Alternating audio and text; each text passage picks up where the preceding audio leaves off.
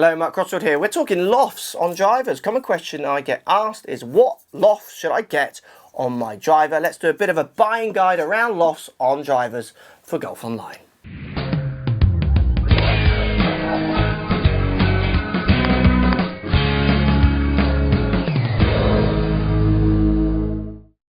So, common question I get asked, people thinking about buying a new driver, what loft shall I get on my driver? Shall I get 10.5, which lots of people class as standard? Shall I go higher or lower? I hit the ball X, Y or Z ways. Now, interesting ideas around loft. I see a lot of golfers getting the wrong loft because they use their visual flight that they're trying to fix, so too low or too high, to choose their loft.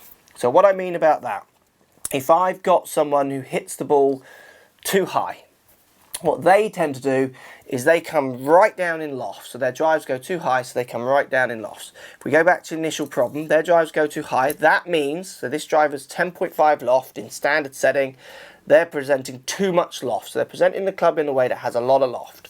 So what they do is they take the loft off. So let's bring it down to an 8. Then what happens is they have to present that club with more loft. They have to try and present it in a way to try and encourage doing their fault even more, or doing the thing that they do that gets the ball up in the high to even more, to try and add loft to it. So I actually flip it for lots of golfers. The only people where I would really manipulate loft massively to change ball flight are golfers who are really good, ones that don't want to change anything. They just want to hit the ball as they're hitting, and then they want to just change the loft to dial in a ball flight. For most amateurs, they're hitting it too high because they're presenting too much, say, dynamic loft at impact. So coming down in loft just encourages them to present more, encourages them to do the same swing idea or fault that they're doing wrong, to present that too much loft in the first place. And vice versa. I get people going, I get people to have loads of loft and try and get them to present less. And that often improves their delivery, their dynamics delivery, and in turn ball flight, spin numbers and the rest of it.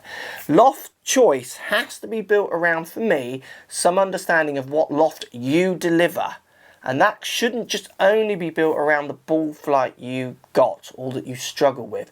You need to try and understand what creates that ball flight. Oh, why does, I get some people who say, oh, I hit the ball too high. I think I just hit the ball high.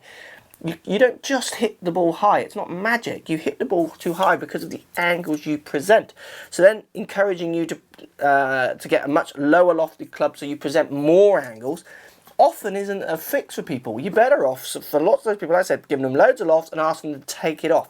It teaches them to learn how to deliver the club, which gives them longevity of performance rather than adjusting. So really interesting point, and I've done a few studies with some of my students where they hit the ball too high, you adjust the loft, and there's a little kind of honeymoon period. They hit the ball better for a period of time, but they go back very quickly to delivering that dynamic loft number that they delivered with the other loft. They find a way. In their mind, their desire is to deliver that too much dynamic loft. It's breaking that desire is the skill, not just cranking the loft up or down. Not for everyone though. Some really good players, you'll just move the loft. They're great. They know what they're doing, and you can dial that loft in so they can just keep applying what they've learned over years and is working for them. But for most amateurs who are actually looking to improve, it's understanding that loft rather than just cranking it down. Hope that gives you an idea of how I would help you with loft if you came, say, for a custom fitting with me and plenty of other good pros out there. Thanks for watching.